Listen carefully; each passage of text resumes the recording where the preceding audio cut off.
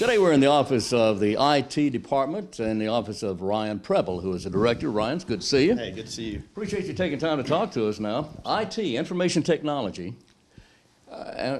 So in general terms, what does that mean? What do you do? Well, what we try and do here is we support all of the departments around the county, making sure they're supported, computer needs, communications needs, technology needs, and then help them with any projects that they may have on the horizon that we can offer some advice on as we go along. And I happen to know personally that you also assist in problems that come up from time to time with our systems and such, and you guys are you're right on top of things. How and for the county, how long have you been here with the county? Almost 18 months. A year and a half now. Yeah. Okay, so what do you find challenging about what you do as director of this particular department? I think is helping people relating technology to the departments and helping them with their problems where maybe they're not sure that technology can help solve those issues. I wouldn't so much call it a difficulty as just helping relate that to the department heads and helping them how we can. It's a challenge, but it's a fun challenge. It's you know why I got in IT to help people and to show then that technology can resolve a lot of those issues. It's almost like a giant jigsaw puzzle. Right. Every day you're having to find new pieces to fit. Right, and it's exciting. It's a lot of fun. I call this, I've always called this kind of firefighters, if you will, because what we do is, you know, a lot of times what we're doing is waiting for something to break. In a lot of cases, we do everything we can to prevent that, but in a lot of ways we're waiting for something to break, and hopefully that doesn't happen very often. But inevitably it does, so what we try and do is just minimize that effect and then help our departments as much as we can. With technology the way it is this day and time, every department, almost every office, has computer, has networking and that sort of thing. How many people do you have in your department to cover all that? Including myself. Including yourself. We have 13. Really? Yeah. 13 technicians. Get a lot done with 13. We stay on top as much as we can. We have a great staff here who provides responsiveness as well as professionalism in helping, you know, people get frustrated when they have problems. They can't fix them right away. So we do everything to, you know, help them through that. Obviously get on site as quickly as possible if necessary, and just walk them through those troubles they might have. And a lot of it's done remotely. You're able Absolutely. to actually stay within the office and log into a lot of these computers and take care of the problem right away. Yeah, that's a huge help. Technology has provided that convenience, as you will. But if we can resolve it over the phone, obviously it's faster for the customer, and obviously makes our job a little bit easier. And we can move on to the next problem because there's always one waiting. Now, you have, of course, as you mentioned, 13 people in the department, and everybody can handle most of the problems that arise, but you do have some personnel who specialize in some areas. Give me an idea about how these specialists work and what they specialize in, particularly Chris and Chris, or... Sure. Well, so we have some of our guys who are obviously more seasoned, who've obviously been around the county for a long time. As you mentioned, Chris has been around for 20 plus years. A couple of our guys have been around just as long. So what we try and do is find a niche for a lot of them and some of the things they do.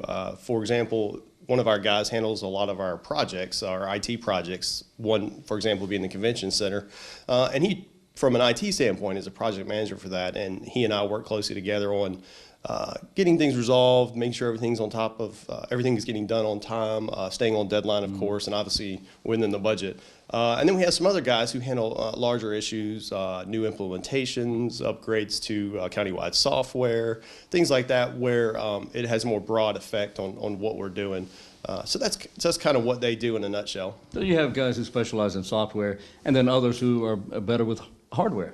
Correct. And networking. Right. And Exactly. that sort of thing. Yep. What's the hierarchy? How does it break down? You have, you're the department manager, department director, and from there, where does it go? You have a vice director, you have co-directors? Well, we have, I would like probably say that Pam Adams is our office manager, pretty much runs the show over here. I thought she was your boss. Yeah, she pretty much That's what is. you said. You know? We do what she tells us. She's been around long enough that she knows everything that goes on, Yeah. and she does everything to help us. But on a serious note, we have an operation manager, Chris Stone, who's been here for a long 20 plus years, just got his pin not too long ago.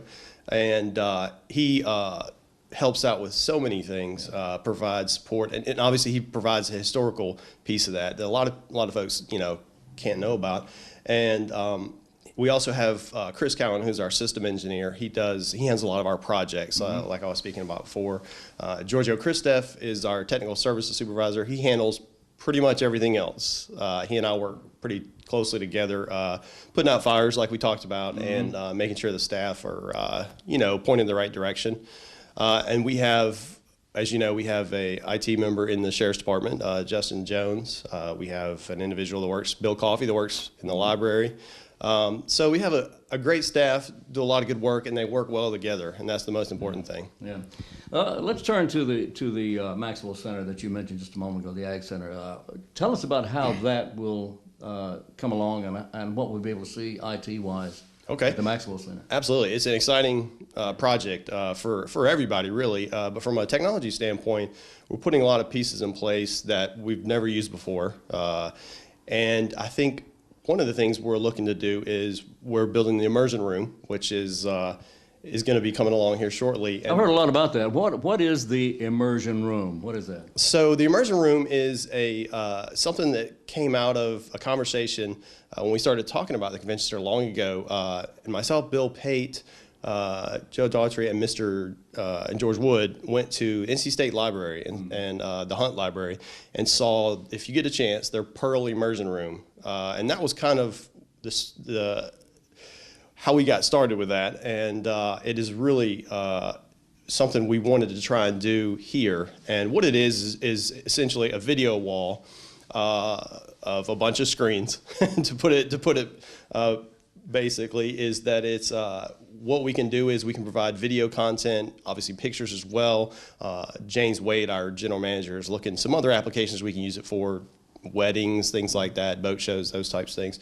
But essentially what we're trying to do is we're going to add content such as agriculture, Wayne County history, maybe even Goldsboro history, anything we want to do, and then obviously some branding if need be. And what we can do is we can let the citizen come in, they can touch on the screen and select a video to watch, and ideally they'd be 10 to 15 minutes on some sort of rotation. And what they can do is they can watch those videos, and because of how the TVs are going to be built, where they're kind of surround the room, they can immerse themselves in what's going on, whether it's on the back of a tractor, zooming around looking at historical buildings, other historical landmarks, those types of things. Yeah. And hopefully we'll get flying somebody to another planet. Right, possibly, Boom. yeah. We might even get you to narrate some of it. So. Well, that would okay. I'm cheap. I work cheap. But back to the Maxwell Center, it is an exciting opportunity. Mr. Chris Cowan is doing a whole lot of work over there. We are, as you know, it opens in March, so now is where it's getting a lot of the technologies going in there because the building's getting cleaned up as far as being able to put equipment in there. So there's a lot of work going on there. It's like ants everywhere. I say, if you look at all the people running around, getting things done, but every new week, it just looks like a whole different building. Cowan was involved. He was instrumental in getting all the things done at the senior center, as I recall. Yes, he was. He helped out. That's why that works so well over there. Is because he has been great. He is since I got here, he's really taken on a lot of the capital projects around the county. The new jail, he was instrumental in getting that done. Which is open, by the way. We want to mention that. I did see that video. That was good. You saw that. I did. I'm embarrassed. Go ahead.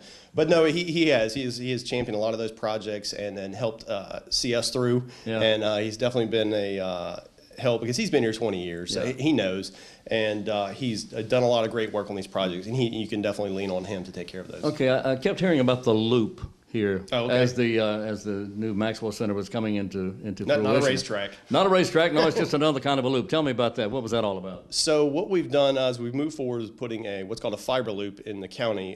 Essentially, it's going to cover most of Goldsboro. What it's doing is we're laying fiber in the ground. And what it's going to do is connect all of our county buildings and county offices, some that haven't been built yet. And what we're going to do is lay that fiber in the ground. And what it'll do is it'll interconnect all those buildings so they can run on a faster speed, more reliable speed down the road. If we want to upgrade anything, we don't have to change any of that fiber in the ground.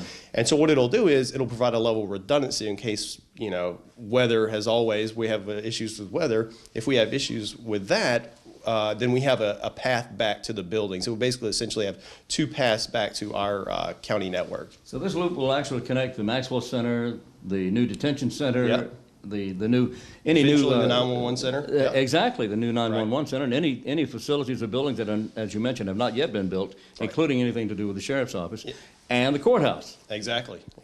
Well, that's so great. we've been wanting to do this for a while, even before I came along, and so we just kind of got to a point where we were ready to do it. And it's a great initiative. It makes good sense, and a lot of municipalities are doing it now. So it's just a smart decision. It was the right way to go. And grand scheme is that down the road, if we have any significant upgrades we want to do, again, that fiber doesn't have to be changed, just the endpoints. Right. So it's there. Right. So Ryan, here in Wayne County government moving along nicely with the new fiber system in the ground, the new loop, if you will. Any idea what you'd like to see within the next decade, in the next 10 years for Wayne County? What would you like to see? Of course, finish these projects. Finish the project. Please get done with this thing. Right. Technology moves so quickly. Yep. And it's constantly becoming better, one would hope, over a very short period of time.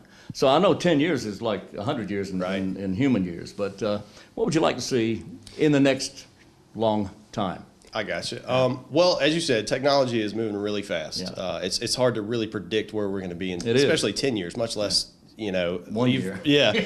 So what I guess I would say is obviously finish a lot of the projects we have going on. There's a lot of initiatives that have been put in place by our commissioners and the county manager, and great projects. A lot of exciting things going on. Great time to be in the county. Yeah. So I guess what I would say is keep moving forward.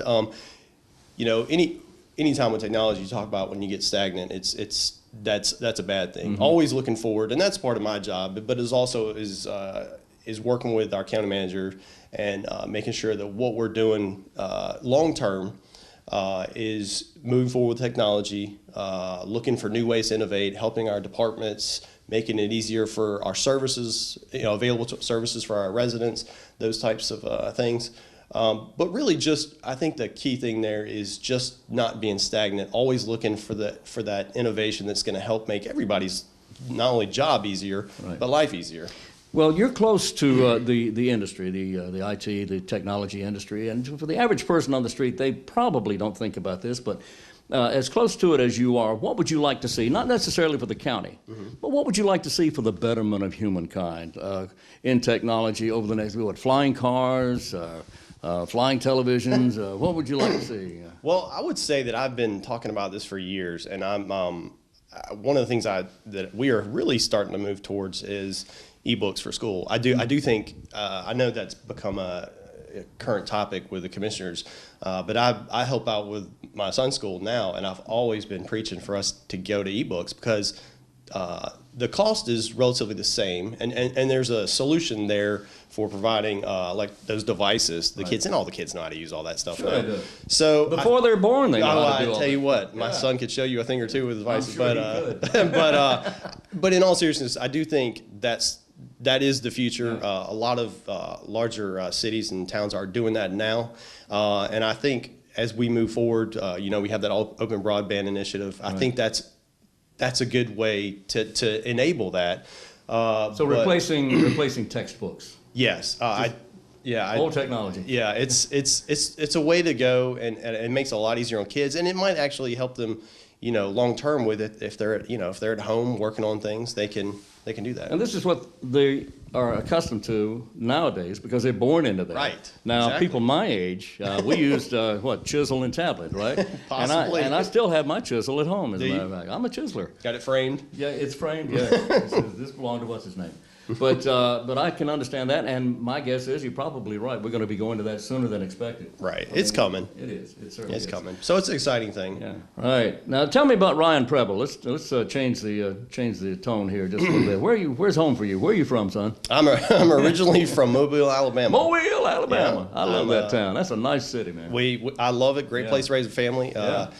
I joined the Air Force and ended up, long story short, ended up at Import here. Okay. So we've been here since 2006, and just loved it. Stayed out here. We got a little bit of family in New Bern. And so we just stay busy. We have 2 boys at home, and they keep us pretty busy with sports and school. Do you get back to Mobile at all? Not that often. Really? No, surprisingly, no. We just long ways. Yeah. Oh, it is. And, It's a long drive. I always tell my family, we outnumber you guys now, so you come to me. So that's the only way. I'll pay for you to come to me, but Right. I'd much rather you come to me and have my boys stay at home, so I don't There have you to go. deal with the travel. So you still have family there? Yes, Yeah, definitely. My mom lives out there. My family's so spread out now, but mostly on the southeast. Yeah. Florida, everywhere. So you're here in Wayne County, and tell me, you mentioned your family. Tell me about your family. So I have two boys. They are 11 and 8. They both play soccer all the time. Do they? Keeps us pretty busy. Yeah. We are all over Wayne County, well, really all over the state, traveling around, taking them to games on the weekends, practice 2 or 3 nights a week. Yeah. And we stay pretty busy. My wife's also in IT as well. Is she? Yeah, she actually works over the hospital, and Oh, really? she's been there 9 years. Okay. And loves it over there. Great job, great folks to work with. And so the question always comes up: do we talk about IT? No, not really. No, no. No, we stay pretty busy with. You get enough of that at work, right? Yeah, we stay pretty busy. The kids keep us full on all the time. So it's everything we can do to just get them in bed at night. And Well, Ryan, I appreciate you taking time to talk to us. I'll cut you loose now and I let appreciate you get it. back to work. Ryan Preble see you. is director of the IT department. That's information technology here for the County of Wayne. Thank you, sir. thank you.